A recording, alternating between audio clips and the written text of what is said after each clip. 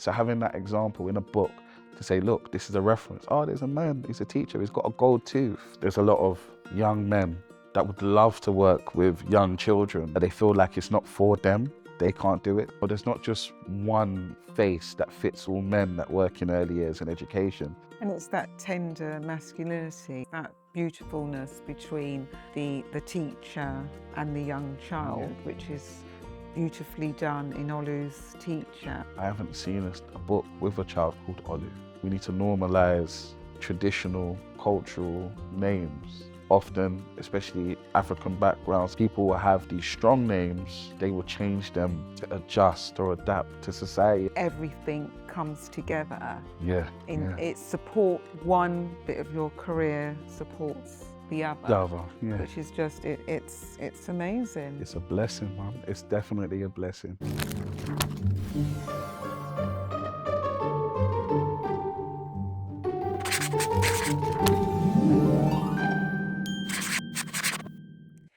In this episode of My Words, My Book, we have Jamel Campbell. Jamel Campbell is an early years educator, consultant, radio, television host, keynote speaker, renowned storyteller, and best-selling author. Jamel has worked in education for over 20 years. He created the first early years and Key Stage 1 lit in colour list for Penguin Random House and the Runnymede Trust. Jamel has written articles for the local and national press, including early years sector journals. Jamel's first picture book, Olu's Teacher, a story about starting nursery and illustrated by Lydia Mba, supports children as they transition into nursery. So, Jamel, why did you become an author? Do you know what? I've always been a creative person. Always loved stories, wrote lyrics and all these kind of things. And do you know what? I've always thought to myself that we need to tell our story, you know?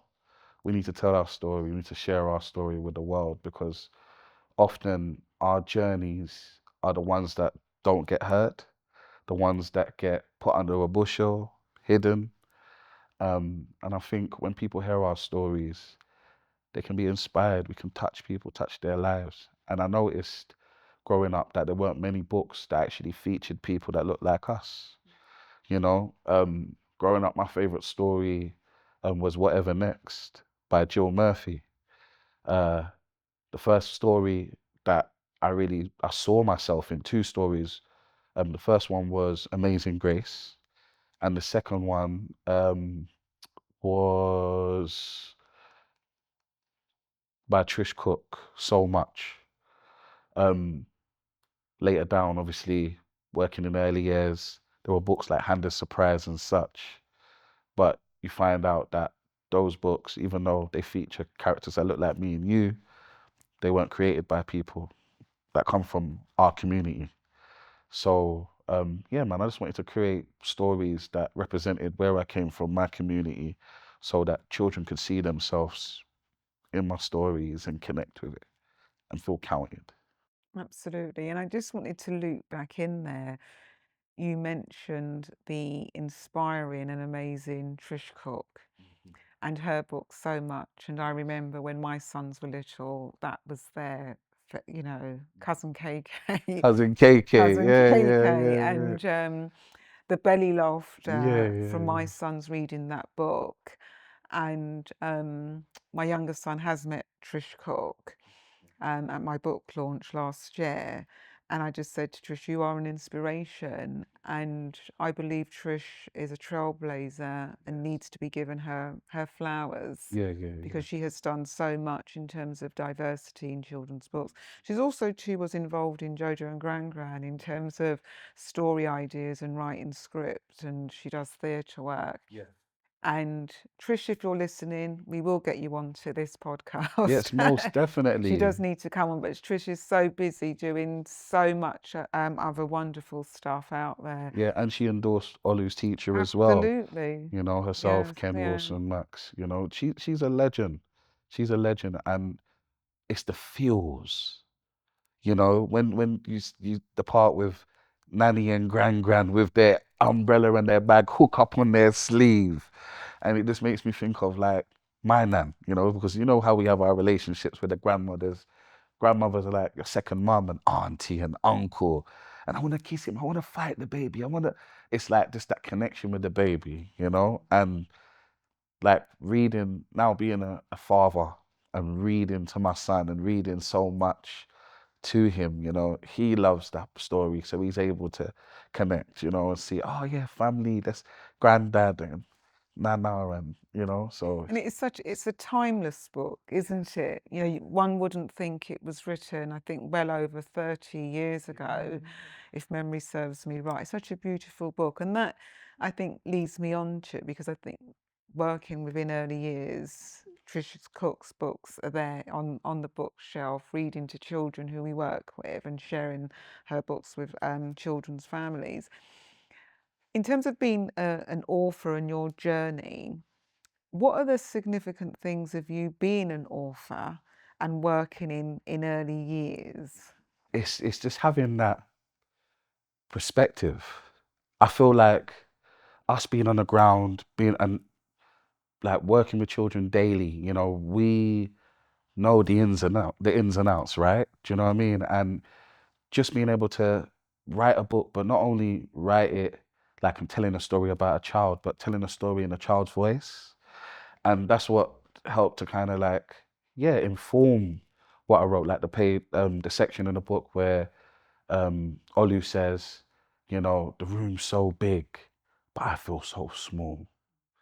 You know, I've had many instances where, you know, the room's busy, children are moving around, construction, paintings going on, all these kind of things.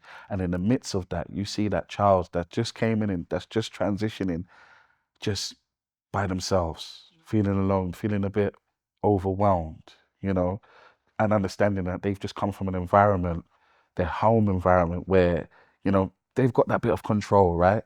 And they're used to it. So now they're having to adjust.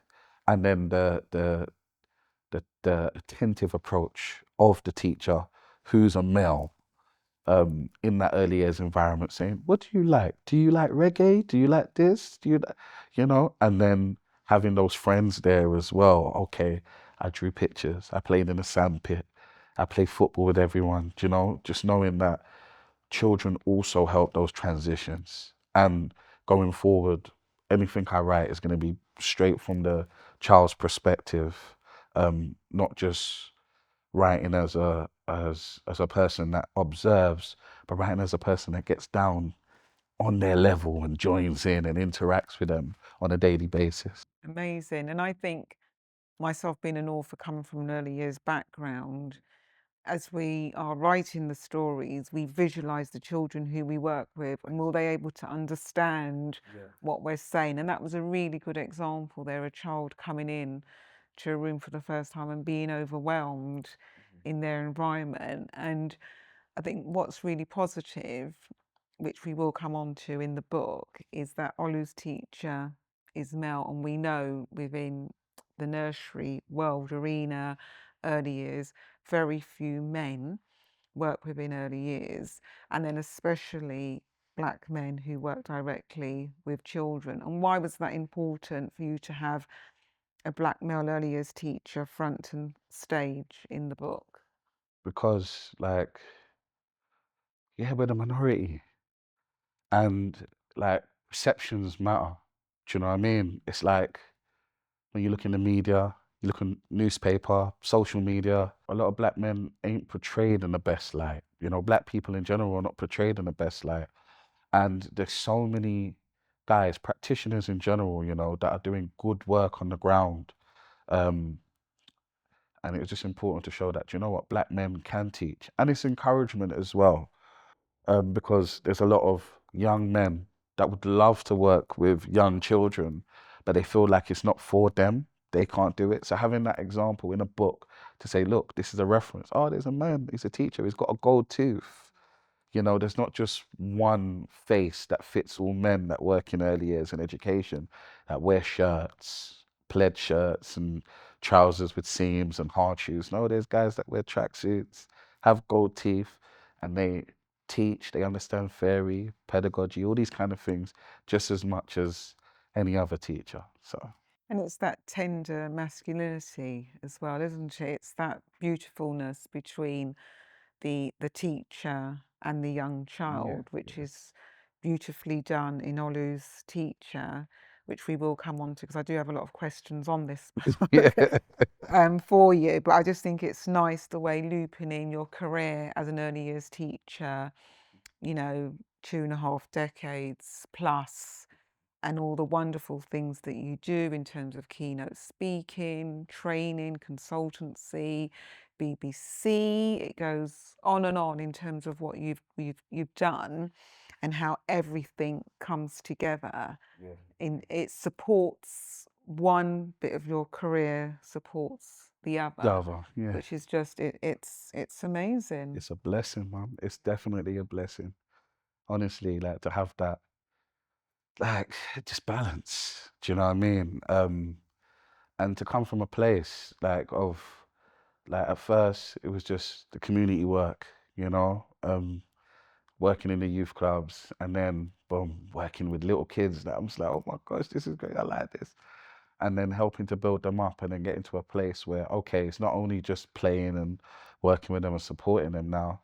Let me do a bit of reading. Oh, I understand this. I understand legislation. I understand, okay, this is how it links in now. So I've got the interpersonal side where, you know, we started off following the children's interests naturally. Then, okay, what does this mean theory wise? And then through the years, as you said, like, when you say it like that, like 2 decades and a bit, like two You're decades still and a young, half, Jamal. two You're still decades. young. You're still young. Yeah, you know, Which that's which I crazy. think leads me on to, because you're still young, you will remember the answer to this question. Yeah. What was your favourite book as a child? Well, I kind of slightly touched on it, but whatever next, whatever next was one, and Trish Cooke's so much, yeah, so much were the two most requested, but there's a third. You can have I three. have a third. Yeah. So Absolutely. the third, and I've kind of shared this with my son, but it's actually there's a joint third. I would say The Hungry Caterpillar, and I would say I like The Bear Hunt. But I don't know if that was a bit after. Maybe I was a bit older when it came out. I'm not sure. Because there's many learning opportunities in the Hungry Caterpillar, isn't there? If we put our early years teacher's hat on, there's so many learning opportunities, isn't there? Thanks for sharing that. So here we are, Olu's Teacher, a story about starting nursery, and your name in headlights there. Lydia Mba. These illustrations are just beautiful, and look at Olu's eyes there looking Beautiful, and bright wondering. eyes. Yes, Yeah. indeed. Please share a summary of Olu's Teacher. I think it encapsulates like a child's the thought process a child may go through when they're about to start nursery. And that's school as well, like any transition in general. You know, who's going to be there? What's the teacher like? What's this like? Who am I going to see there? And you have the reassurance of the parents. Don't worry, your friends will be there. Akeem and Sarah, you know, the teacher's nice, this, that, the third. And it just takes you on that journey of the child's nerves and finally them finding themselves. And then, okay, we meet the teacher. Wow, it's not what I thought. You know, it's not that the teacher's not that scary. And then them joining in and the worries of, okay, mum's got to go now. Because that happens during the settling in process where at first the parent will be there, depending what the settling in process is like in the school, but the parent will be there for a little bit and then the parent goes, oh my gosh, I'm by myself now. And then them building up that confidence, building up that confidence. And then by the time you blink, the end of the day, the child's being collected. But the way that this story ends, which is beautiful, is connection. The child saying, wait a minute, this teacher looks familiar. Wait, nah, the teacher looks just like me. And that's why representation matters, because children connect with those that they interact with. So it's really important that we have a different range of faces, different range of people, resources, because each person brings a different experience, a different perspective, a different set of knowledge, how do you say it, skills that they have in their practice. Um, and yeah, connections, everything, and that connections help transitions. Absolutely, because if the child's able to see their family in the book, which is it's wonderful. And there's a term in the book that I like, macaroni. Macaroni, Why did that yes, slide into the book? Where did yeah, that macaroni term? macaroni is something that many years ago I used to work in Croydon for a nursery, and like we used to say it like, oh, something broke, oh, macaroni, oh no, don't panic, it's like, um and I just thought it was a good way, like in some books they have, oh, crumbs, you know, but macaroni cheese is something that we love in our culture, right?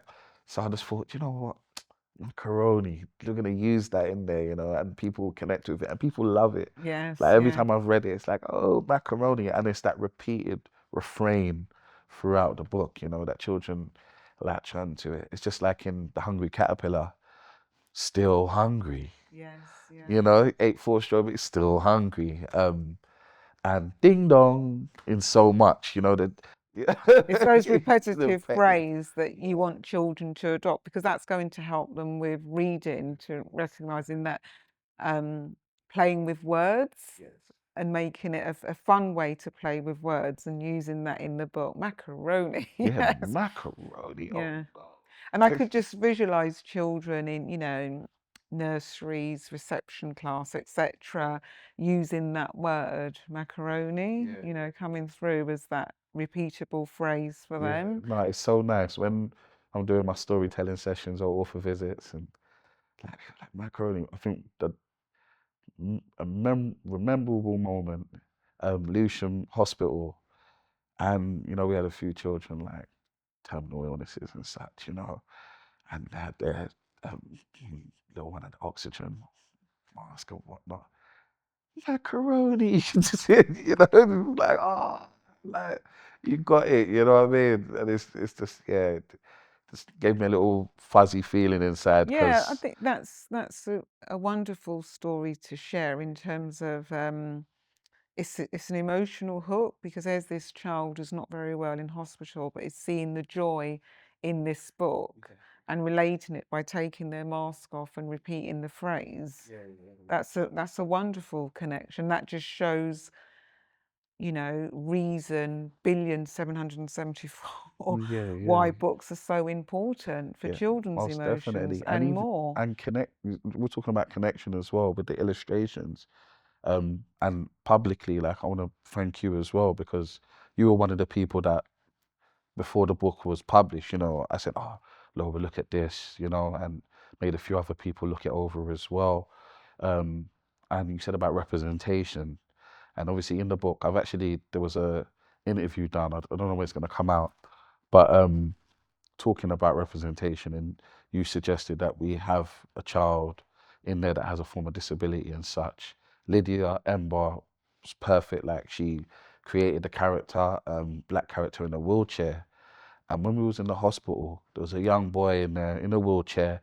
And it's like, it's me, it's me. He had cerebral palsy. He couldn't really speak. But me, he was saying single word sentences. And I'm like, yeah, he was smiling. So I want to big you up for that. You know what I'm saying? Because that was your My suggestion, pleasure, my and pleasure. when I do things off, so if I big it up on, you know what I mean, on your thing, because it was no, it's really important representation on any form, and different, when it comes to diversity, when it comes to disabilities and SEND, it doesn't just have one face. It's the intersectionalities, isn't it? It's about, being disabled because my son's autistic, then he's black, he's male. So those intersect is super important. Exactly. And for some children as well, they can see themselves in the book. And I share this probably in every podcast interview. Then for other children, it's that curiosity to find out more, that there are children and families and individuals that don't look like themselves and their families. Yeah, And it's a learning point. They're learning. yeah, They're learning new terminology about differences. yeah. So it's a win-win situation. And I think in terms of for just the early years colleagues who are listening to this interview, either listening or watching, is that you can't, I think, do the EYFS, the earliest foundation stage, or the curriculum without bringing in the inclusion and the diversity. Yeah, 100%. And doing it like with the inclusion and diversity, doing it authentically, Totally. creating room to be vulnerable and understanding that you don't know it all. And even you said from the beginning, like there were things that Trish helped you with. Do you know what I mean? And even to say like my story, I sent it over to Trish, Ken, Michael, all these kind of people, and it was sent out to them like, yo, have a read. What do you think of this? Yourself, Laura. Do you know what I mean? So it's it, asking for help is not a weakness. Absolutely. It's one of your greatest strengths. Just being able to sit back and say, do you know what? I don't know it all. Can you look over And we're all this? still learning and growing. I think that's the thing that's really important, is even I am old, I do say that all the time, You're young. You're but young. I'm still learning and growing.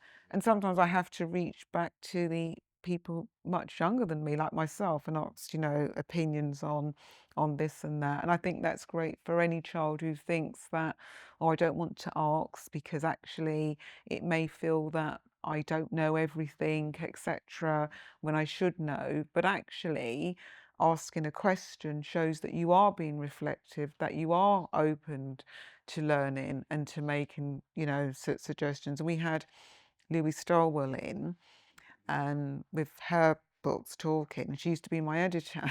Yes, man. Blessings to Louis. Yeah, Yeah, yeah, and I yeah. think it's really important that even as an author, you are going to get that editor come back to you and to say, you need to make this change. And sometimes as a writer, you think back, oh, I didn't see that. I didn't notice that. And it's the same with children when they're writing their stories. Sometimes even reading it back, you don't see that mistake. You don't see, well, I need to add this bit in, Yeah.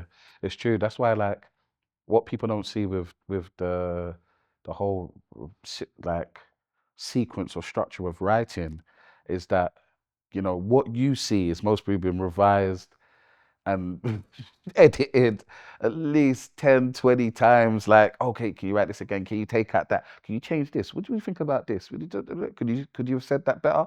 What do you know? And there's always something. So it's really important to understand that you're not gonna get it right all the time. You're not gonna, and just don't be afraid. In Olu's teacher, your favorite page in the book, if you've got a favorite page. Yeah. Do you know what? I like, well, as I quoted one of them already, but my second page is just when he says, there are many teachers in this world, tall, small, black, white, but no teacher's like my teacher.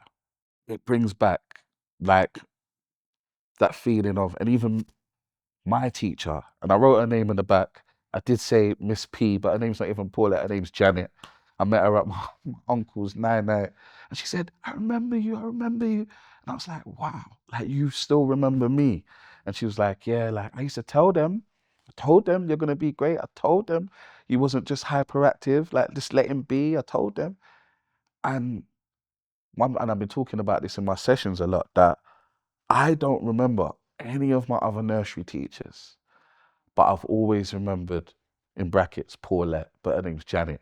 Always remembered her. Always. As a big man, I'm going to be 40 next year. I still remember her. So what was it in particular about her? I think she just understood me, while the others just thought I was just bad behaved. And they didn't understand where I was coming from. They didn't understand that this little black boy, he needs space to run, he needs space to climb. Look, I come from a Caribbean background. And in the Caribbean, we have place to run and trees to climb. And obviously, I'm born over here, yes, but y- you're not always able to do so, you know? And being in that classroom environment, being indoors, being in an environment that's not like my home environment and such, you don't have that freedom. And you're not, as at young age, you're not able to differentiate, you know? But she was just like, just leave him. Just let him do what he's doing. That's what she said. Just let him. So that inspiration in terms, and I always say that children do remember even their teachers in an earlier setting. It could be a childminder, nursery or preschool. There may be something about them that they will remember quite loosely. It may be a song or, you know, a particular dish that they ate. So if you was asking yourself a question about Olu's teacher, if you was interviewing yourself, Jamel, what question would you ask yourself? When you writing the next book? Have you got any spoilers for us? So when are you writing the next Well, book? we're working on it. There's 10 potential titles that I've put together, um, and I've worked on 2 so far. Okay. So yeah, But I'm going to come back, which is good to share that you have other books that you're writing in the future. But if you was thinking about a question for yourself about this book, what would be the particular question? why did you call the child, the main character in the story, Olu? Fantastic question. Yeah, yeah. And your answer is? Because I haven't seen a book with a child called Olu. There's this thing about names, you know, in society, we need to normalize traditional cultural names.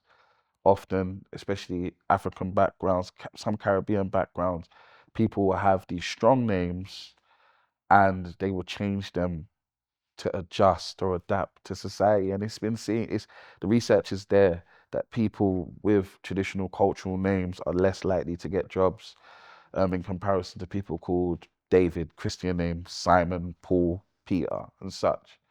Um, so it's about normalizing it. I think we have probably touched on this question already in terms of what do you want children to learn to take away from this book? That teachers are not scary. That teachers can be males. Um, School, nursery is a fun place, you know, and connection. Connection. It's important to see yourself. So if anything that they do, draw yourself, color. You know, if you've got the right resources, always, you know, be free to express yourself and draw the world in the way that you see it. I think Olu's teacher will be a great companion for children starting nursery with a childminder and at school in terms of helping children to understand and relate in terms of what it is like to start in a school, nursery, preschool. And that's an excellent point to finish up on, Jamel. So thank you so much for sharing your career, Olu's teacher, which I hope everybody's able to go out and read this wonderful book and use your library as well. Even if you can, use your library if you can, because libraries are the most special, spectacular place. 100%. And it just leaves me always to say, keep reading. Reading and reading and reading. Thank you, Jamel. Oh, thank you. Blessings. Blessings to you, Laura. Thank you.